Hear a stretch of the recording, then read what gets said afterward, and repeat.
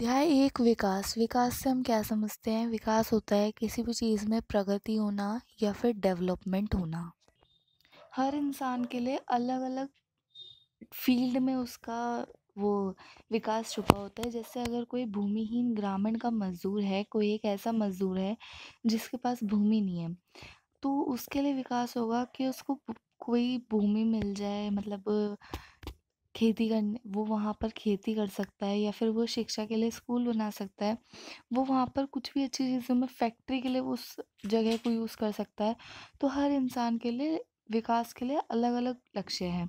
अब कोई एक शहर की अमीर परिवार की एक लड़की है जो ये चाहती है कि उसके लिए विकास क्या होगा कि उसे अपने भाई के जैसी आज़ादी मिल जाए और वो अपने फैसले वो खुद ले सके, मतलब, और वो फ़ॉरेन में जाके अपनी स्टडीज़ भी कर सके। जैसे उसके भाई कर सकते हैं वैसे वो भी करे फ़ॉरेन में स्टडी जाकर।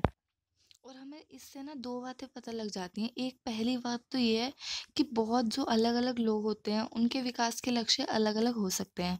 और दूसरी बात हमें ये पता लगती है कि अगर फर्स्ट पर्सन के लिए कोई चीज़ विकास है तो वही चीज़ सेकंड पर्सन के लिए बहुत ज़्यादा विनाशकारी हो सकती है, उसके लिए बहुत ज़्यादा हानिकारक हो सकती है। विभिन्न देशों की या राज्यों की तुलना कैसे की जाए कि कौन सा देश ज़्यादा समृद्ध है, कौन सा देश ज़्यादा डेवलप्ड है, उसके बारे में हम कैसे जान सकते हैं? तो विकास का ना अर्थ अलग अलग हो सकता है। ठीक है, तो विकास के हिसाब से देशों की तुलना के लिए अधिक आय वाले देश को कम आय वाले देश, मतलब जिस देश की ज़्यादा आय है और जिस देश की कम आय है उन दोनों को तुलना किया जाता है। और जिस देश की ज़्यादा आय होती है वो समृद्ध देश होता है और जिसकी कम होती है वो निम्न देश हो जाता है। नॉर्मली वर्ड्स में, साधारण शब्दों में, मतलब नॉर्मल हम वर्ड्स में कह सकते हैं कि नागरिकों की कुल आय ही देश की आय होती है। ठीक है, देशों के बीच में अगर हम तुलना कर रहे हैं तो कुल आय ज़रूरी नहीं है, मतलब कुल आय जो है वो इतनी वो नहीं है कि उसी से हमें पता लग जाए कि कौन सा समृद्ध देश है। तो हम उसके हिसाब से क्या करते हैं कि ना, औसत आय और प्रति व्यक्ति आय, जो अभी हमने नागरिकों की कुल आय पढ़ा था कि नागरिकों की कुल आय होती है देश की आय। ठीक है, तो औसत आय ही प्रति व्यक्ति आय होती है और इसका ये फॉर्मूला हमें दिया हुआ है। प्रति व्यक्ति आय इज इक्वल्स टू देश की कुल आय अपॉन में देश की कुल जनसंख्या। विश्व बैंक की 2016 की जो उनकी विश्व विकास रिपोर्ट थी उसके हिसाब से $12 12,236 प्रति वर्ष अगर किसी देश की आय है या उससे ज़्यादा है तो वो एक समृद्ध देश है। और अगर $1005 किसी देश की आय है तो वो जो है वो निम्न देश वाला आय है, मतलब निम्न आय वाला देश है। और अगर किसी देश की, जैसे भारत जो है, उनकी विश्व विकास रिपोर्ट के हिसाब से भारत के $8040 ये उसकी वो आई थी, तो भारत जो है वो एक मध्य देश है। और इनके हिसाब से समृद्ध देश होते हैं और मध्य वाले देश होते हैं और निम्न देश होते हैं। भारत एक मध्य देश आया है इनकी उसके रिपोर्ट के हिसाब से। नागरिकों की कुल आय को हम देश की आय मानते हैं। औसत आय ही प्रति व्यक्ति आय होती है। उस औसत आय को प्रति व्यक्ति आय भी कहा जाता है या फिर नागरिकों की कुल आय भी कहा जाता है। प्रति व्यक्ति आय जो हमारा फॉर्मूला होता है वो होता है देश की कुल आय अपॉन में देश की कुल जनसंख्या। विश्व बैंक की विकास रिपोर्ट के हिसाब से 2016 में $12,236 समृद्ध देश है।